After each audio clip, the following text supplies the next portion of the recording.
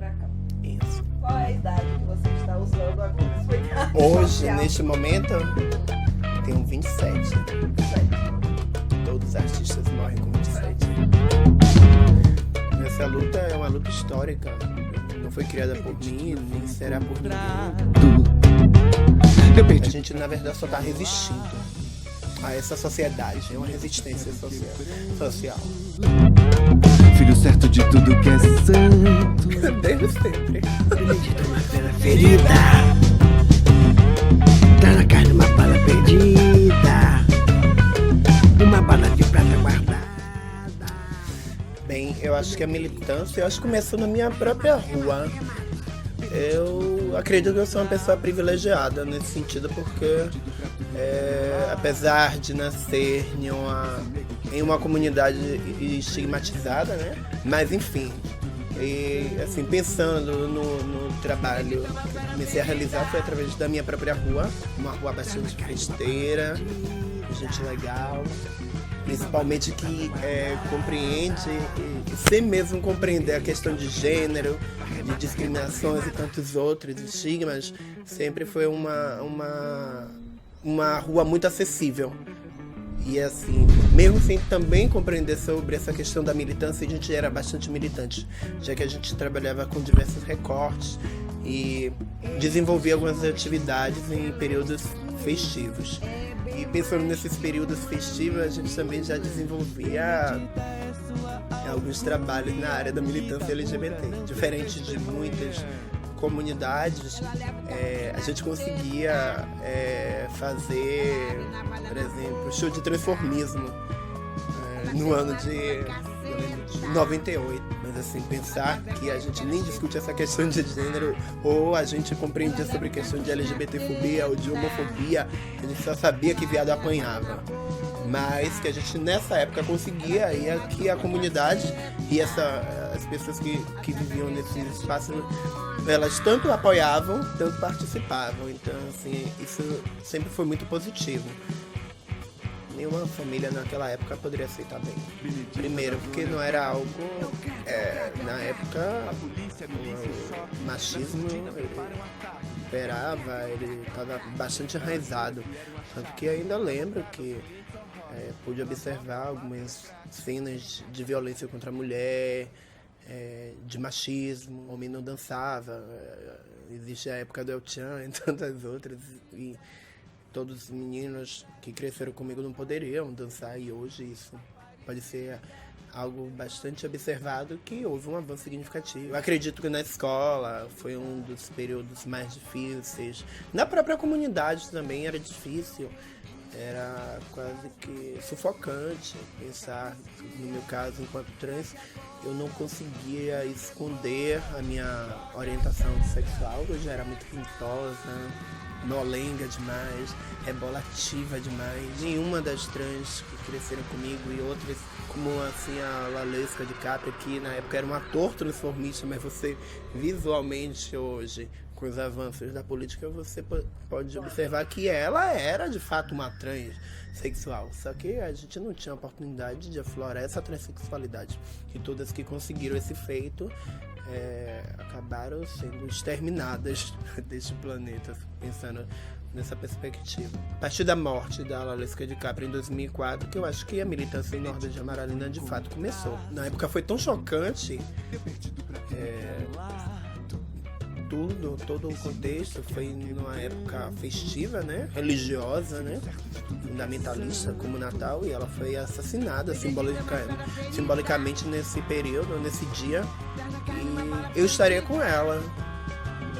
A gente tinha um gueto, que era nosso espaço de resistência, ela no Rio Vermelho, onde todas se reuniram, e depois da morte da Lalesca, esse espaço também foi destruído.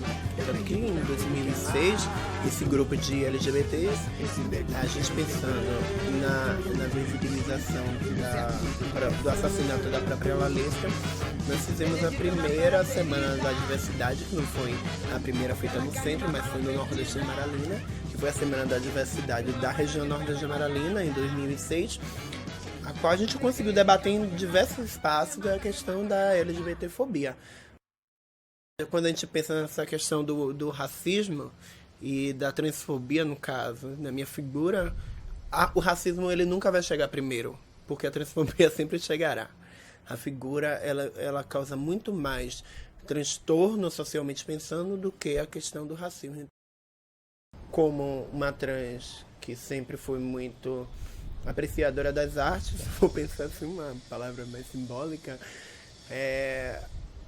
o teatro, e por ter essa visão de que o teatro ele era um instrumento de transformação social, foi que eu comecei a aflorar minha transexualidade aos poucos.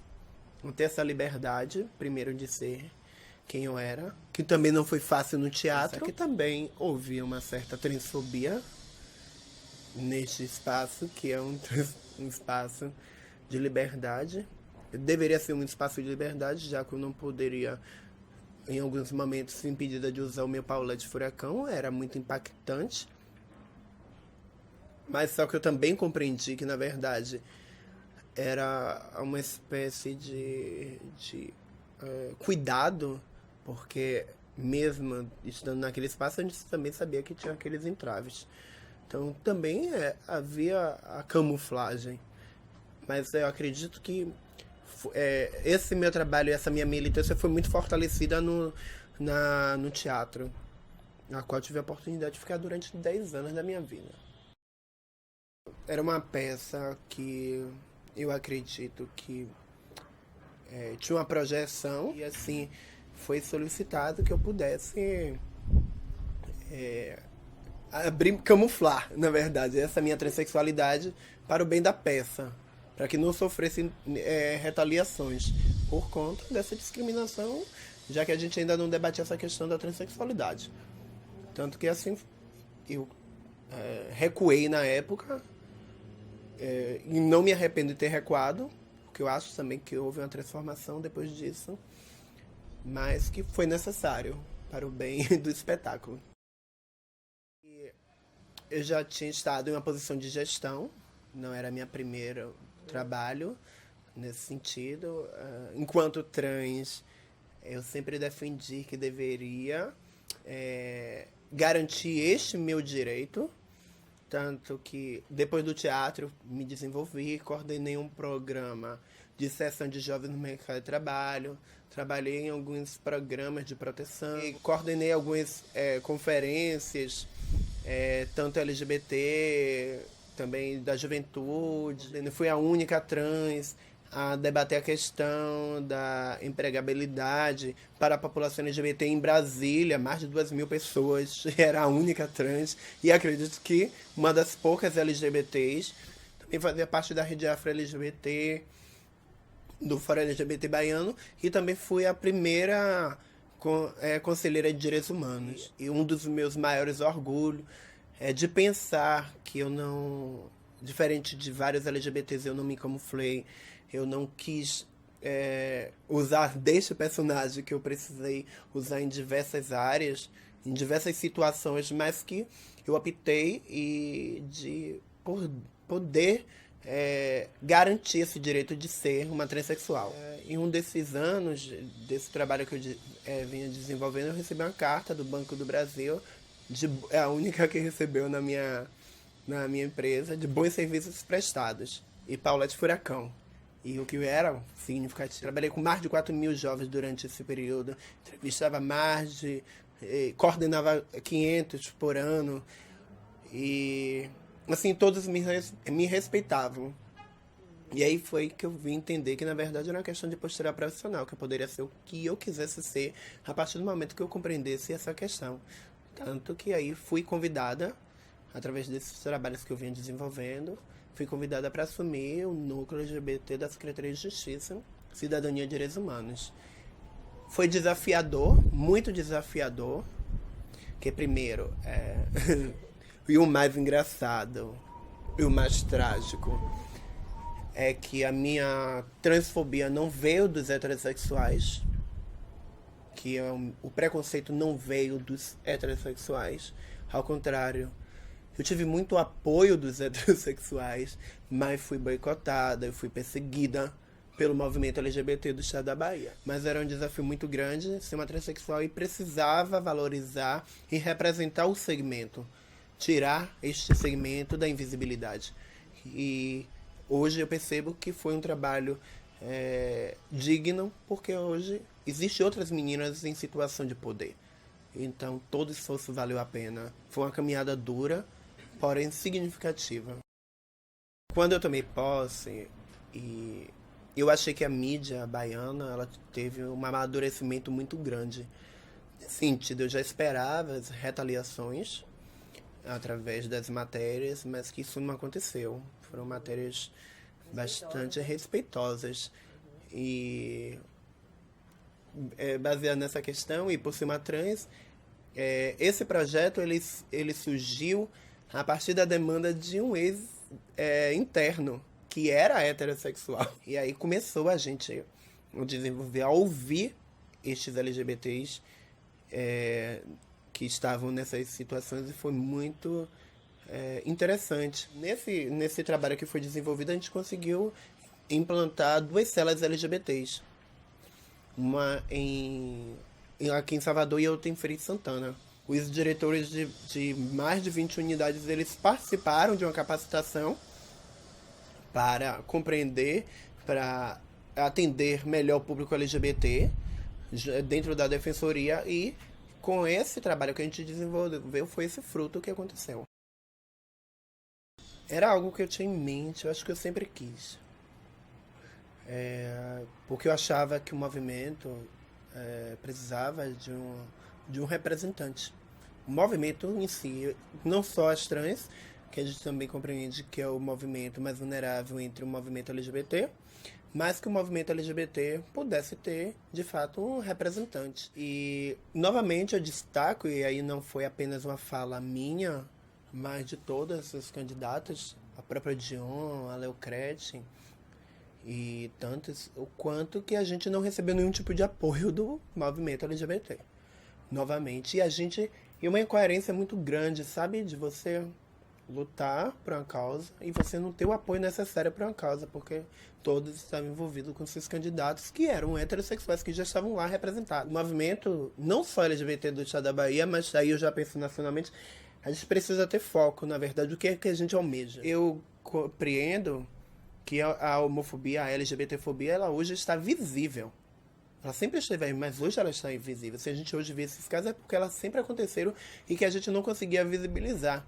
Isso foi um trabalho de uma rede, de uma corrente de pessoas que fizeram a diferença. Quando a gente lança uma campanha sou contra a homofobia, sou a favor da vida, é para que as pessoas compreendam que a gente precisa respeitar os seres humanos dentro daquela estrutura de uma Secretaria de Direitos Humanos. Então, para que você seja a favor de uma vida, independente de quem ela seja. Hoje a gente debate dentro do próprio movimento a política que chega para a população LGBT branca, mas que não chega para a população negra, que muitas vezes são periféricas, ou que chega na capital e que não chega para a população do interior. São completamente diferentes. E esses cuidados minuciosos é necessário que se tenha. Eu tenho me questionado que tipo de onda conservadora são essas, né? Porque essa onda de conservadorismo sempre vivemos. Não mudou absolutamente nada. Eu acredito que é uma relação de poder.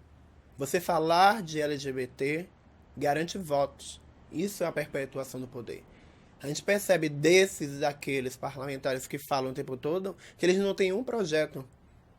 Mas eles se perpetuam através das polêmicas. Porque é um país ainda machista, racista, misógino. É tudo. Então, assim, pensar, quem é que fala sobre essa questão? Porque esse preconceito eu sofro no meu próprio movimento. Não é uma fala minha, é uma fala de todos. Então, assim, se eu for pensando nessa questão da onda de conservadores, eu vou pensando no próprio movimento LGBT. Eu acredito que nós teremos dias difíceis. Hoje eu estou trabalhando em um projeto de testagem rápida através do fluido oral, que é um projeto do Ministério da Saúde, e que é para detecção de doenças sexualmente transmissíveis em jovens de 14 a 24 anos. Eu sempre transitei entre o institucional e a militância. A gente compreende que a militância ela deve ser necessária, tanto que a gente atua em todas as áreas, não só LGBT, mas em tudo que venha a ser relacionado a direito de seres humanos. Acho que a maior atuação e o diferencial da atuação da Lalesca é a gente poder estar onde ninguém quer estar. A gente trabalha com a população de rua, a gente trabalha com profissionais do sexo, a gente trabalha com crianças com HIV. Então, assim, a gente está com a população negra, não tem como deixar de ser. Então, assim, a gente está na luta das mulheres e seus direitos aos corpos. Então, assim, tudo que se fala relacionado a direito de seres humanos, nós estamos lá. Quando eu acho que eu não tenho mais nada, eu sou muito curiosa, gente. Eu sou muito curiosa. Eu tenho insônia, acordo, tenho várias paradas, que eu chamo de paradas na noite. Porque eu acordo, aí eu tomo um cafezinho, ouço uma música, depois durmo, acordo novamente, vou assistir um jornal, e aí vou lendo sobre tudo que este mundo tem a me oferecer. Eu decidi agora que eu escrevi um romance, fiquei pensando em um dos momentos das loucuras. Eu tenho alguns pensados, né? Tenho alguns. Na verdade, eu tô escrevendo vários. Esse tem a trilogia, que é a Samantilha. Samantilha, isso. É um conto de fadas para LGBTs. Eu acho que falta no mundo ainda algo relacionado para LGBTs. É tudo muito cisgênero e a gente precisa dar uma modificada, trazer uns novos olhares. O mundo está muito cheio de padrões e a gente precisa estar quebrando esses padrões. Então, será uma nova linguagem, não se preocupem, terá o dicionário no final, sabe? E ela fala assim, é uma trans, que ela vai falar do mundo dela, eu falo da questão da transfobia, sem usar esses termos. Eu acho que falo muito dessa questão da vulnerabilidade. E falo muito dessa questão da churria, que é muito do veneno, que é muito da nossa área. Então, assim, vai ser algo muito gostoso de ler. Eu acredito que deve sair em setembro, na Semana da Diversidade de 2017. Gosto muito de algumas artistas, elas me inspiram muito a vida delas. Recentemente tem a Nina Simone, louquíssima, revolucionária, que não queria seguir padrões. Tem a Clarice Lispector também, louca. Tem a Edith Piaf também, que vem com esse mundo. Tem a Elza Soares também, retada, mulher negra, como não, né? Esse último CD dela tá sendo meu mantra, inferno. Tem a Maísa também, que eu acho que ela vem desse universo. E elas inspiram por não terem tido vida fácil. Até uma mulher branca mesmo, que eu acho que fala muito, pode ser até muito contraditória, mas eu acho que é algo para se estudar, que é a Marilyn Monroe. Acho que ela é ótima também quando ela fala desse universo feminino, da mulher objeto, que ela dá ao mundo. Vocês não querem? Que é uma mulher objeto, eu vou te dar. Sofro com isso, mas eu te dou o que vocês querem, sabe? Quando ela fala, ela tem uma frase que eu gosto, que é: não me falta homem, me falta amor. Eu acho que é muito sobre essa questão da mulher transexual, que é muitas vezes objeto para esses homens cisgêneros e tantas outras. Gosto muito dessa fala dela. Se eu for pensar em uma transexual, que não poderia ser transexual, mas era uma transexual retada. E aí algumas pessoas vão me matar por isso, mas como? Mas ele era gay. Mas aí a gente também tem que pensar até quando ela poderia, ou ele poderia ser transexual, que é Madame Satã. Né? Por quê? Porque era uma trans, poderia ser uma trans. Será que teve a liberdade? Então a gente nunca vai saber se era trans ou se era um homem gay, cisgênero. Então fala muito desse universo, de ter que ser brava, ser retada, e que ninguém entende essa brabeza da transexual. Quando eu penso nessa Paulette Furacão e não escolhi uma Paula, que seria um pouco muito cisgênero, quando eu penso nesse furacão é justamente para impactar. Porque trans não veio para que não fosse impactar. Todas sofrem, todas vão sofrer, mas a gente veio para destruir mesmo, descentralizar essa sociedade. A gente discute muito essa questão dos corpos, a gente tem muitos receios. Por exemplo, agora mesmo estou suando aqui, eu não posso tirar roupa. Não posso, não tenho direito ao meu corpo, porque vai ser censurado. Não vou poder andar na rua, senão eu sou tida como maluca. Mas eu nasci nua, ou nu, porque eu sou trans, tenho os dois. Transito pelo masculino, que eu gosto, e transito pelo feminino. tenho tantos pensamentos masculinos, tantos pensamentos femininos, e que isso é uma liberdade interna minha, mas não posso pedir ser externa, porque é você destruir a volta de Jesus.